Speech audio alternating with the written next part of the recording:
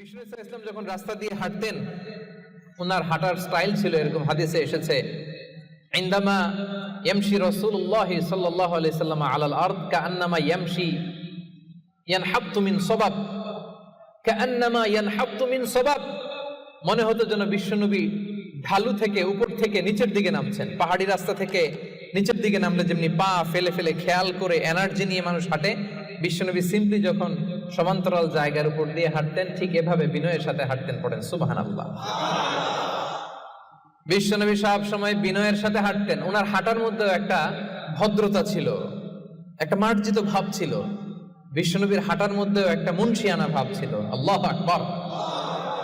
এজন্য আল্লাহ বলেন, যারা রহমানের বান্দা হতে চাও, জান্নাতের অ্যাপার্টমেন্ট যারা বুকিং দিতে চাও, ইয়ামশুনা আলাল আরদি হাওনা ইয়ানি মুতাওয়াদিআ, বিনয়ের সাথে হাঁটো। রাস্তা যখন হাঁটে এমন ভাবে হাঁটবেন যে পুরো রাস্তাটাই আমার, আমার বাপের রাস্তা, কার কি, এরকম একটা ভাব আছে না অনেকের? ইয়াংদের মধ্যে এই ভাবটা একটু বেশি, আছে না? নাই, কাউরে কেয়ার করে না, সব আমার, এরকম একটা ভাব না। রহমানের বান্দারা বিনয়ের সাথে হাঁটে। ইয়ামশুনা আলাল আরদি হাওনা, নম্র ভাবে হাঁটে, in a very dissent manner, একটা ডিসেন্ট ওয়েতে হাঁটে, অন্যের কষ্টের কারণ হয় না। তার মানে বিনয় হচ্ছে রহমানের বান্দাদের ভূষণ। বিনয়, অহংকার করা যাবে না। অহংকার কার চাদর বলেন? যে ব্যক্তি অহংকার করে সেজন্য আল্লাহর চাদর নিয়ে টান দেয়। এজন্য অহংকার কোন বনি আদমের সাজে না, অহংকার সাজে একজনের। চিল্লায় বলেন তিনি কে?